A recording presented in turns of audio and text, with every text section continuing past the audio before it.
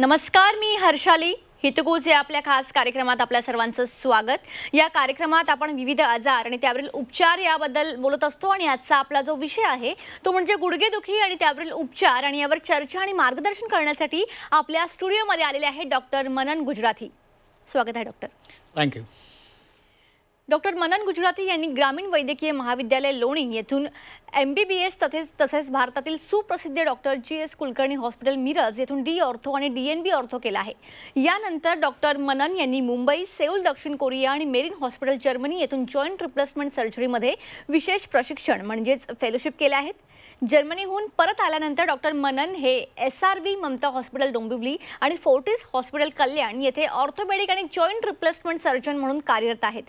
नवीन म्हणजे आता डॉक्टर मनन ठाणे शहरात इन्फिनिटी हॉस्पिटल आणि GB+ हॉस्पिटल खडकपाडा येथे रुग्णांना भेट देत आहेत.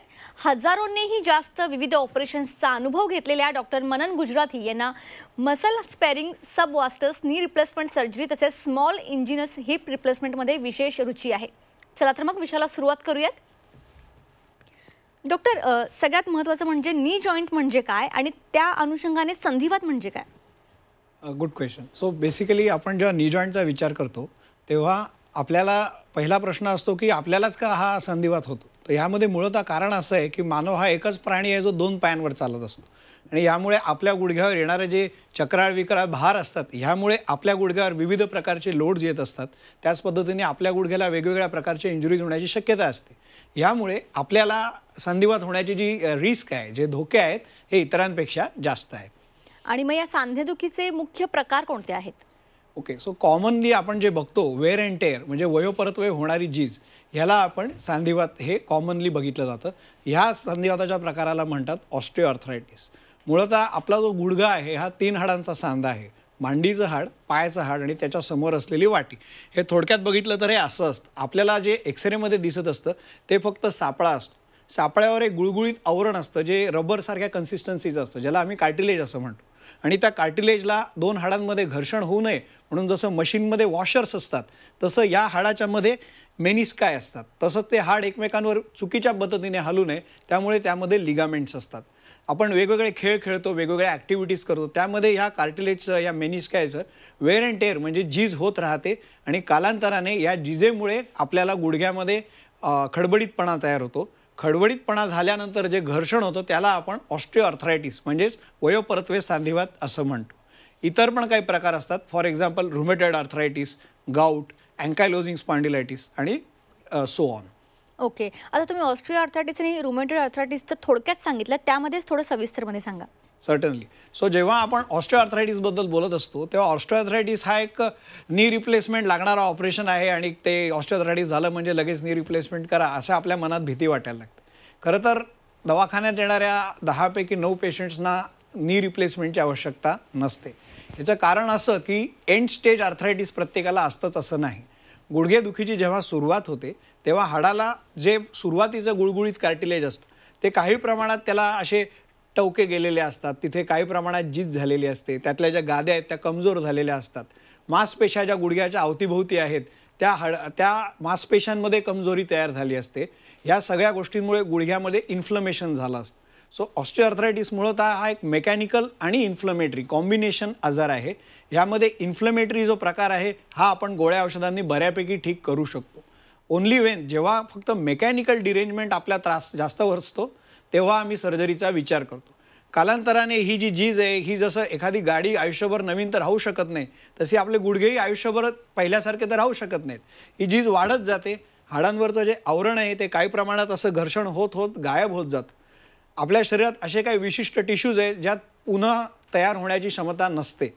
त्यातला एक टिश्यू आहे कार्टिलेज. जर आपल्या कार्टिलेजला इजा झाली, जर आपल्या कार्टिलेजला झीज झाली तर ती वयोपरत्वे कालांतराने वाढतच जात असते. ती नैसर्गिक पद्धतीने संपूर्णपणे बरी होऊ शकत नाही.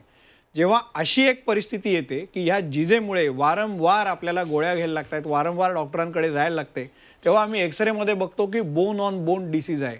याचा अर्थ काय की हाडांवरचं जे गुळगुळीत आवरण आहे हे संपूर्णपणे गेलेलं आहे. ह्या पोझिशनमध्ये गोळ्यांनी त्याला बरं करणं म्हणजे एखाद्या 78 वर्षाच्या स्त्रीला गोळ्या देऊन 18 वर्षाचं करणं ते टेक्निकली पॉसिबल नसतं. मग ह्या पेशंटला काय आपण सतत पेन किलर देत राहावेत का?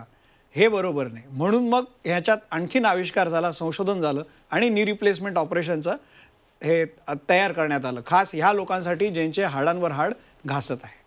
ओके. गुडघा सांधेदुखीची मुळात लक्षणं कोणती कोणती आहेत? ओके. सो गुडघा सांधेदुखीची लक्षणं जे आहेत ही सुरुवातीला जी असतात, पुढे असतात, ही वेगवेगळी असतात.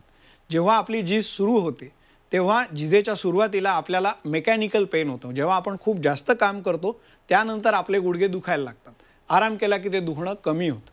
जसं जसं झीज वाढत जाते मग आराम केल्यानंतर झिजेच्या आपल्या मुवमेंट्सच्या सुरुवातीला आपल्याला जाणवतं की गुडघे जाम झाले आहेत, गुडघे हलवणं पेनफुल आहे, स्टिफ आहे. ह्या पोझिशनमध्ये already arthritis is set in. आणि जेव्हा पुढे जाऊन असं होतं की कुठलीही ॲक्टिव्हिटी केली तरी आपल्याला पेन होत आहे, किंवा आपण जेव्हा आराम करत आहोत झोपेतल्या झोपेत पाय हलवत आहोत तेव्हा पेन होत आहे, तो that is more suggestive of end stage disease. या स्टेजमध्ये आम्हाला असे बघायला मिळतं की गुडघ्याची दुमडण्याची जी क्षमता आहे ती कमी झाली आहे, किंवा पेशंटच्या चालीमध्ये बदल येऊन पेशंट लंगडत चालत आहे, किंवा जर लांबून निरखून बघितलं तर गुडघ्याला बाक तयार झालेला आहे.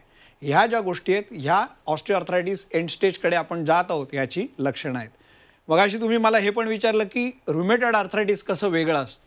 सो रुमेटॉइड आर्थरायटिस हा एक आपल्या शरीराने आपल्या विरुद्ध बंड पुकारलेला असतो. रुमेटॉइड आर्थरायटिस याला ऑटोइम्युन डिसीज म्हणलं जातं. ऑटोइम्युन डिसीज म्हणजे काय की आपल्या ज्या शरीरात पांढऱ्या पेश्या आहेत त्या पांढऱ्या पेश्या विविध कारणांमुळे आपल्या शरीरात असलेल्या सांध्यांच्या ज्या अँटीजेन्स आहेत त्या अँटीजेन्सवर वार करत असतात. याला कधीकधी अँटीजेनिक मिमिक्री असंही म्हणलं जातं. फॉर एक्झाम्पल चिकनगुनिया, डेंग्यू हे असे आजार आहेत ज्यामध्ये ते व्हायरसची कॅप्सूल आणि सांध्याची नैसर्गिक कॅप्सूल हे एकमेकांना खूप साम्य असतं. ह्यामुळे जेव्हा आपल्या शरीरात प्रतिकार त्या व्हायरसच्या अगेन्स्ट होत असतो तोच प्रतिकार आपल्या सांध्यांमध्ये होऊन सुद्धा सांधेदुखी होते. रुमेटॉइड आर्थरायटिसमध्ये पण थोडक्यात असंच होतं. आपले जे शरीराचे जे पांढऱ्या पेशा आहेत, इम्युन सिस्टीम आहे ती आपल्याच शरीरातल्या सांध्यांना किंवा इंटरनल ऑर्गन्सना, उदाहरणार्थ डोळे, नखं यांच्यावर वार करते आणि आपल्याला ऑटोइम्युन डिसीज होतो. आणि मग या रुग्णांमध्ये सांधेदुखीचं निदान कशा पद्धतीने केलं जातं मग? करेक्ट. सो ऑस्टिओआर्थरायटिस आणि रुमेटॉइड आर्थरायटिसचं प्रेझेंटेशन खूप वेगवेगळं असतं. रुमेटॉइड आर्थरायटिसमध्ये हाताची बोटं आपल्याला सकाळी जाम वाटतात. ड्रमस्टिक अपीअरन्स म्हणजे हाताच्या बोटांचा अपीअरन्स पुढे जाऊन शेवग्याच्या शेंगांसारखा होऊ शकतो. सकाळी उठल्यावर हाताची बोटं जाम वाटणे, वेगवेगळे सांधे सतत दुखत राहणं, पाऊस पडला की गुडघे, पायाची बोटं, टाचा दुखणं, हाताची बोटं, खांदे जाम वाटणं, हे जी लक्षणं आहेत ही रुमेटॉइड आर्थरायटिसची लक्षणं असतात. ही जी लक्षणं आहेत ही वयोपरत वय नसतात, ही कुणालाही होऊ शकतात. 30 वर्षाच्या 20 वर्षाच्या वयातच काय तर अगदी 14 आणि 10 वर्षाच्या लोकांमध्ये सुद्धा ज्युव्हेनाइल रुमेटॉइड आर्थरायटिसचा प्रकार आपल्याला बघायला मिळतो. आणि मग यामध्ये उपचाराचे कोणते कोणते पर्याय आता सध्या उपलब्ध आहेत? सो जेव्हा आपण आर्थरायटिसबद्दल बोलत असतो तेव्हा पहिलं आपलं असतं डायग्नोसिस, म्हणजे पेशंट आपल्याकडे काय त्रास घेऊन येतोय आणि त्या त्रासामागे काय कारण असेल. जर एखादा तरुण वयातला किंवा 40शीतल्या मध्यम वयातला माणूस येत असेल तर त्यामध्ये आर्थरायटिस जिजेमुळे तर नक्कीच नसणार, कारण त्याचं वय तेवढं नाहीच आहे. मग त्यामध्ये आम्ही आणखीन विचार करतो की याचं युरिक ॲसिड वाढलेलं आहे का, ह्याला रुमेटॉइड आर्थरायटिस आहे का, अँकायलोजिंग स्पॉन्डिलायटिस आहे का. सो उदाहरणार्थ आहे ते 100हून जास्त वेगवेगळे कॉमन आर्थरायटिसचे आजार असतात. लक्षणांवरनं, वयामुळे जे काय आहे त्यावरनं आम्ही ठरवतो की हा नक्की कारण काय असेल. समजा एक पेशंटला गुडघ्याचं ट्युबरक्लोसिस होऊन गेलं आहे, कुठलं इन्फेक्शन होऊन गेलं आहे, तर ते पोस्ट इन्फेक्टिव्ह गुडघ्याची खडबडीतपणा ह्याला आम्ही म्हणतो पोस्ट इन्फेक्टिव्ह आर्थरायटिस. समजा एखाद्या पेशंटला तरुणपणी लिगामेंट इंजुरी झाली होती, गुडघ्याच्या गाद्यांना इंजुरी झाली होती, पण तेव्हा त्यांनी काही उपचार त्याला घेणं शक्य नव्हतं किंवा त्यांनी उपचार घेतले नाहीत, त्याला पुढे जाऊन जो आर्थरायटिस होतो त्याला आम्ही पोस्ट ट्रॉमॅटिक आर्थरायटिस म्हणतो. समजा एखाद्या पेशंटच्या गुडघ्याला फ्रॅक्चर होऊन गेलं आहे, हाड तर जुळून आलं पण त्याच्यावरचं जे कवचकुंडल आहे, जे गुळगुळीत आवरण आहे ते तर जुळून आलं नाही, ते परत खडबडीतच राहिलं, त्यालाही आम्ही पोस्ट ट्रॉमॅटिक आर्थरायटिसमध्ये सामील करतो. तर अशा पद्धतीने जे एज आहे, जे हिस्ट्री आहे, तपासणीवर काय लक्षणं आहेत यावरनं आम्ही ठरवतो की पेशंटला नक्की आर्थरायटिस का झाला असावं आणि त्यामध्ये आपल्याला काय काय उपचार करता येतात. ओके. उपचारांबद्दल जर बोलायचं झालं तर जसं मी सांगितलं की तपासणीवरनं आम्हाला लक्षात येतं की पेशंटला मूळतः हे आर्थरायटिस होण्यामागे कारण काय होतं. त्यामुळे आम्ही तुम्हाला फक्त पेन किलर्सच देतो असं नसतं. तुमचा एक्सरे बघून आम्हाला लक्षात येतं की अरे वा ह्याच्या तर हाडामध्ये भरपूर ठिसूळता आहे. अरे वा का, तर आम्ही त्याबद्दल काही करू शकतो. व्हिटॅमिन डी, कॅल्शियम सप्लिमेंट्स आम्ही सुरू करू शकतो. जर आम्हाला लक्षात येतं की तुमच्या 2 हाडांमध्ये सविस्तर जागा आहे, तर त्याला आम्ही ग्रेड 1 किंवा ग्रेड 2 आर्थरायटिसमध्ये पकडलं जातं. त्यामध्ये आम्ही तुम्हाला व्यायाम शिकवतो, आम्ही तुम्हाला कार्टिलेज सप्लिमेंट सुरू करतो, अँटी इन्फ्लेमेटरी प्रोडक्ट्स सुरू करतो. समजा तुम्हाला रिमेटेड आर्थरायटिसचे टेस्ट पॉझिटिव्ह आले आहेत किंवा तुमच्या तपासणीमध्ये एकंदरीत लक्षणं रुमेटेड आर्थरायटिसचे आहेत, तर त्यामध्ये पेनकिलर नसलेल्या अशा अत्यंत स्वस्त आणि अत्यंत इफेक्टिव्ह अशा गोळ्या उपलब्ध आहेत. उदाहरणार्थ मिथोट्रिक्सेट, SCQS, लेफ्लुनमाइड. मग जसं पेशंट प्रोफाईल आहे, वयोगट आहे, त्याचे ब्लड टेस्ट, त्याचा बांधा आहे, त्यानुसार आम्ही ठरवतो की ह्या पेशंटला ह्यापैकी कुठल्या गोळ्या द्याव्यात आणि गोळ्यांनी शक्य तेवढा आपल्याला या गुडघ्याला किंवा या कुठल्याही सांध्याला नैसर्गिक लाईफ जास्तीत जास्त यावं. कारण एकंदरीत सगळ्या ऑर्थोपेडिक सर्जनचं एक ठाम कन्क्लुजन आहे, we should always save the native knee first. शक्य तेवढं नैसर्गिक गुडघा वाचवावा आणि कालांतराने जेव्हाही गुडघ्याची झीज एवढी वाढली आहे की त्याला गोळ्यास्वरूपी उपचार योग्य नाही पडणार, तेव्हाच आम्ही ऑपरेशनचा विचार करतो. मग गोळ्यांसोबत आणखीन पण अशा काही गोष्टी आहेत ज्या पेशंटच्या रिकव्हरीमध्ये फायदा देतात. याला आपण फिजिओथेरपी म्हणतो, व्यायाम म्हणतो, ॲक्टिव्हिटी मॉडिफिकेशन. म्हणजेच काय की समजा तुम्ही अख्खा दिवस जर डेस्क बाउंड जॉब आहे तुमचा, सेडेंटरी लाईफस्टाईल आहे, तर मुद्दाम का होईना पाणी प्यायला 2 जिने चढून उतरून यावे, व्यायाम करावे आणि सो ऑन. ओके. आणि मग याचबरोबर नेमकं नी रिप्लेसमेंट शस्त्रक्रिया म्हणजे एक्झॅक्टली काय होतं त्यामध्ये? करेक्ट. सो नी रिप्लेसमेंट हे काय आता जुनं ऑपरेशन नाही. नी रिप्लेसमेंट पहिल्यांदा जेव्हा झालं दॅट वॉज 1968.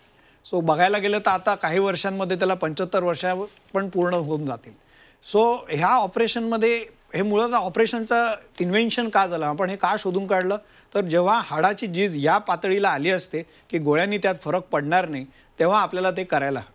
मग जेव्हा आपण करत असतो तेव्हा पहिलं गोष्ट आपण काय करतो की हे जेवढाही झिजलेला भाग आहे फक्त तेवढाच भाग आपण काही शस्त्रांद्वारे, काही इन्स्ट्रुमेंट्सद्वारे तो भाग आपण काढत असतो आणि बरोबर तेवढाच भाग आपण कृत्रिम सांध्याने रिप्लेस करत असतो. लोकांना ह्या ऑपरेशनबद्दल खूप धाडकी बसलेली आहे, खूप भीती आहे. पण जर तुम्हाला लक्षात आलं असेल तर 1968 पासून आत्तापर्यंतचा असलेला फोन, आत्तापर्यंत असलेली ट्यूबलाईट, यामध्ये जमीन आसमानचा फरक आहे.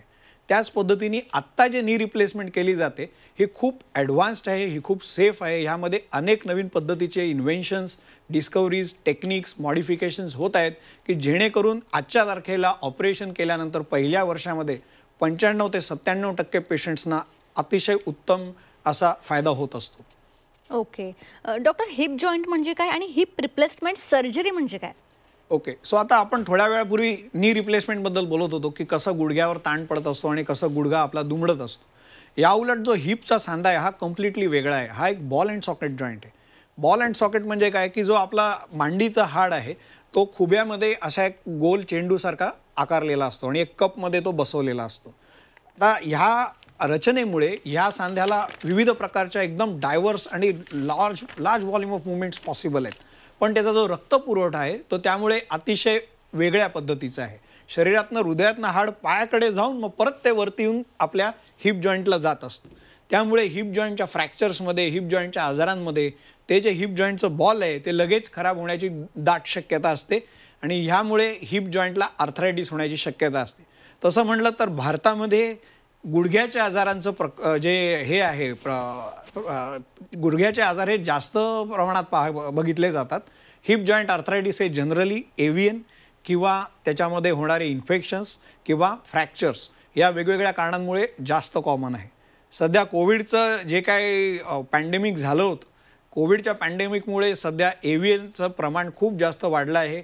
At this point in time आम्हाला हे तुम्हाला स्पष्टपणे सांगणं शक्य नाही की ते कोविड औषधांमुळे झालं आहे का मुळात त्या व्हायरसमुळे झालं आहे. बऱ्याच लोकांमध्ये ज्यांना कोविडचा आजार झालाच नव्हता त्या लोकांमध्येही आम्हाला ते पिक्चर बघायला मिळतं ज्यामध्ये सांधा हा कम्प्लिटली डॅमेज झालेला असतो आणि MRI किंवा एक्सरेमध्ये बघून लक्षात येतं की याला एव्हियन म्हणजे अवॅस्क्युलर नेक्रॉसिस ऑफ फिमोरल हेड हे झालेलं आहे. त्याचमुळे पुढे जाऊन जो सॉकेट आणि बॉल आहे तो खडबडीत होऊन त्याला त्या सांध्याचा आर्थरायटिस झालेला आहे. ओके. आणि मग हिप रिप्लेसमेंट सर्जरीची नेमकी कारणं काय आहेत आणि करण्याचे फायदे काय आहेत? करेक्ट. सो जसं आपण गुडघ्याबद्दल बोलत होतो की जेव्हा गुडघा खडबडीत होतो तेव्हा गोळ्यांना त्यामध्ये फार वाव राहत नाही. त्याच पद्धतीने जेव्हा जो आपला हिपचा बॉल आहे तो जेव्हा आकुंचन पावतो, ज्याला टोचे पडतात आणि मग तो त्या सॉकेटमध्ये गुळगुळीतपणे हलू शकत नाही, त्या पोझिशनमध्ये पेशंटला त्याच्या मनास्वरूपे चालता उठता बसता येत नाही, जिने चढता उतरता येत नाही. या पोझिशनमध्ये सुद्धा दर पेशंटला ऑपरेशन लागतंच असं नसतं. जर आपण वेळेत डायग्नोज केलं तर आपल्याला कोर डिकम्प्रेशन किंवा त्यामध्ये स्टेम सेल्स टाकणं, बोन ग्राफ्ट भरणं, हे असे वेगवेगळ्या प्रकारच्या गोळ्या औषधं खाणं, हे पण वेगवेगळ्या प्रकारचे उपाय उपलब्ध असतात. पण अनेक वेळा असं होतं की तो आजार जो आहे तो गोळ्या औषधांनी आटोक्यात येत नाही, तो रॅपिडली प्रोग्रेसिव्ह असतो आणि मग जो हिप जॉईंटचा बॉल आहे त्याचा गोलाकार खराब होऊन तो खडबडीत होतो. इथून पुढे आपण ह्यातले पूर्वीचे जे उपचार आहेत ते करून बघितले तर त्यांना यश मिळत नाही. पेन किलर्सचं जास्त आपण सेवन करू शकत नाही आणि हा जो पेशंट आहे हा काहीही वयोगटाचा असू दे त्याला त्याचं ॲक्टिव्ह लाईफ जे आहे, क्वालिटी ऑफ लाईफ ते मेंटेन करता आली पाहिजे. मग ह्याकरता आपण काय करतो, जो गोलाकार हाड आहे त्याला आपण रिप्लेस करून तिथे फिमोरल हेड लावतो आणि जो सॉकेट आहे तिथे सॉकेट लावतो आणि ह्या प्रोसिजरमुळे पेशंटला नंतर अनेक वर्ष, डिकेड्स खूप सॅटिस्फॅक्टरी चालता येतं. In fact hip replacement has been voted by the doctor community as one of the best operations of this century. गेल्या 100 वर्षातलं वन ऑफ द मोस्ट सर्वात चांगलं असलेलं जे ऑपरेशन आहे त्याला हिप रिप्लेसमेंटमध्ये त्याची निवड झालेली आहे. अगदी. तर डॉक्टर मनन गुजराथी यांच्यासोबत आमची ही चर्चा अशीच चालू राहील. इथे एक छोटासा ब्रेक घेऊया, लगेच परत येऊया. ब्रेकनंतर आपल्या सर्वांचं पुन्हा एकदा स्वागत. आपल्यासोबत आहे डॉक्टर मनन गुजराथी. त्यांच्यासोबत आपण गुडघेदुखी आणि त्यावरील उपचार या विषयावर चर्चा करत होतो. तर पुन्हा एकदा विषयाकडे वळूयात. तर डॉक्टर, हिप सर्जरीबद्दल आपण बोलत होतो. तर हिप सर्जरीमध्ये नेमके कोणत्या प्रकारचे इम्प्लांट्स वापरले जातात? ओके, सो जसं मी सांगत होतो की हे काय नवीन ऑपरेशन नाही, ह्या ऑपरेशनला अनेक वर्ष झालेली आहेत. तर सुरुवातीचे जे इम्प्लांट्स होते आणि आता जे इम्प्लांट्स आहे त्यामध्ये खूप अंतर आहे. सध्या आम्ही जे इम्प्लांट्स वापरतो त्याला एक कोबाल्ट क्रोम किंवा टायटेनियमचा ॲलॉय असतो आणि तो अलॉय हाडाशी चांगला जुळून यावा म्हणून त्याच्यावर कोटिंग असतं. त्याला आम्ही अनसिमेंटेड हिप रिप्लेसमेंट असं म्हणतो. त्याच पद्धतीने ज्या हाडांमध्ये ठिसूळता खूप जास्त आहे, ज्या हाडांमध्ये मूळतः त्या प्रोसेसिसला सपोर्ट करण्याची क्षमता खूप कमी आहे, अशा इम्प्लांट्सला आम्ही सिमेंटेड हिप रिप्लेसमेंट यूज करतो. मग हे जे बेसिकली हिप रिप्लेसमेंट हा जो प्रोसेसिस आहे ह्यात वेगवेगळे घटक असतात. बेरिंग सरफेस जिथे मुवमेंट होणार आहे आणि बेसिक फाउंडेशन सरफेस जे हाडाशी जुळणार आहेत. बेरिंग सरफेसमध्ये पण भरपूर रिसर्च आणि अपडेट्स झालेले आहेत. सध्या जो गोल्ड स्टँडर्ड आहे जे आम्ही सगळे प्रिफर करतो that is ceramic on poly. So metal on poly, ceramic on poly आणि सिरॅमिक ऑन सिरॅमिक असे 3 प्रकारचे इम्प्लांट सध्या आपल्याला भारतामध्ये सगळीकडे उपलब्ध आहेत. ओके डॉक्टर, जॉईंट रिप्लेसमेंट सर्जरीचा इफेक्ट किती काळापर्यंत राहतो? Okay, so basically joint replacement ही जी सर्जरी आहे ही एक मेकॅनिकल यंत्र आहे आणि मेकॅनिकल यंत्राचं लाईफ त्याच्या वापरनुसार असतं. आपला प्रयत्न असा असतो की शक्यता लावलेला जो सांधा आहे तो पेशंटला लाईफ लाँग त्याला आयुष्यभर तो सांधा वापरता यावा. पण त्याची जी वापर करण्याची पद्धत आहे ह्याच्यावर पण खूप जास्त डिपेंडन्स असतो. पेशंटची मूलभूत प्रकृती कशी आहे यावरही अनेक गोष्टी निर्भर असतात. साधारणपणे जे आपल्याकडे स्टॅटिस्टिकल डेटा आहे की आत्तापर्यंत जेवढे लाखो मिलियन्स ऑफ सांधे जे इम्प्लांट केले होते त्यांचं सर्वायव्हरशिप ॲनालिसिस कसं आहे तर 15 ते 20 वर्ष साधारणपणे 85% सांधे सर्वाईव्ह करतात. मग यात चांगली बातमी काय आहे की हे जे आमच्याकडे 25 वर्षाचा 20 वर्षाचा आम्ही जे म्हणत आहोत हे जुने डेटा आहेत. आत्ता त्यामध्ये आणखीन खूप डेव्हलपमेंट झालेले आहेत. आत्ता जे आपण पॉली वापरतो, जे इन्सर्ट्स वापरतो ते अल्ट्रा हाय मॉलिक्युलर वेटचे असतात. त्यामुळे लॅब स्टडीजमध्ये जे आमचं वेअर रेट ॲनालिसिस आहे त्यानुसार आमचा असा अनुमान आहे की काही सांधे काय तर चांगल्याच पट्टीचे सांधे जे आहेत हे 40 वर्षसुद्धा टिकण्याची चांगली शक्यता आहे. ओके डॉक्टर, कोणतंही ऑपरेशन किंवा या सर्जरी केल्यानंतर रुग्णांनी नेमकी कोणती काळजी घ्यावी, म्हणजे कोणता आहार घ्यावा किंवा एक्सरसाइज किंवा व्हॉटेवर, आणि सगळ्यात महत्त्वाचं ते आधीसारखं पूर्ववत होण्यासाठी साधारण किती काळ लागतो? करेक्ट. सो हा एक खूप चांगला प्रश्न आहे कारण ह्याच्यावरच सगळं कंट्रोल आहे. बेसिकली आपण ऑपरेशन चांगलं केलं ही फक्त एक चांगली सुरुवात आहे. त्या चांगल्या केलेल्या ऑपरेशनमध्ये सुद्धा आपल्याला आपल्या गुडघ्याची काळजी घेणं फार महत्त्वाचं आहे. काळजी घेणं म्हणजे रेग्युलर व्यायाम करणं, काळजी घेणं म्हणजे आपलं वजन वाढू न देणं. आपण गुडघा बदलला म्हणजे आपण पुराणा 16 वर्षाचे काही झालो नाही की कुठे जाऊन आपण उड्या माराव्या. आपल्या वयानुसारच आपल्याला वागायला हवे. हे ऑपरेशन आपण फक्त चांगल्या पद्धतीने चालता यावं, आपल्याला ज्या सोशल ॲक्टिव्हिटीज एक्सपेक्टेड आहेत, मंदिरात जाणं, देवळात जाणं, 4 लोकांना भेटणं, ह्या गोष्टी आपल्याला करता याव्यात. बट आपण ह्यासोबत त्या सांध्याची सर्व्हिसिंग म्हणजे त्याला आपल्या हातपायाच्या मांसपेशांना प्रोटीन्सचा चांगला आधार देणं, आपल्या हाडांना कॅल्शियम, व्हिटॅमिन डी याचं हे पोषण देणं हे गरजेचं आहे. नक्कीच तुम्ही या ठिकाणी याला खूप चांगलं मार्गदर्शन आमच्या प्रेक्षकांना केलं, त्यासाठी तुमचे मनापासून धन्यवाद. Okay, thank you. तर आपल्यासोबत होते डॉक्टर मनन गुजराती, गुडघेदुखी आणि त्यावरील उपचार या विषयावर आपण चर्चा केली. तुम्ही यांना कॉन्टॅक्ट करू शकता. सर्व काही नंबर्स तुम्हाला स्क्रीनवर दिसत आहेत त्याद्वारे. कार्यक्रमात आता वेळ झाली इथेच थांबण्याची. ताज्या बातम्यांकरिता पाहत रहा झी 24 तास.